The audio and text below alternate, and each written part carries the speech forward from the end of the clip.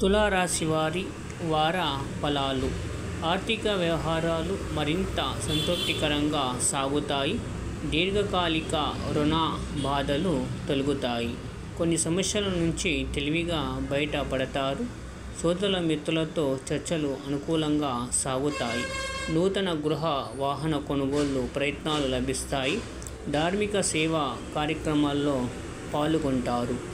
వ్యాపారాల్లో ఆశించిన లాభాలు అందుకుంటారు. ఉద్యోగాల్లో అదనపు బాధ్యతల నుంచి ఉపశమనం లభిస్తుంది. నిరుద్యోగులకు శుభవార్తలు అందుతాయి.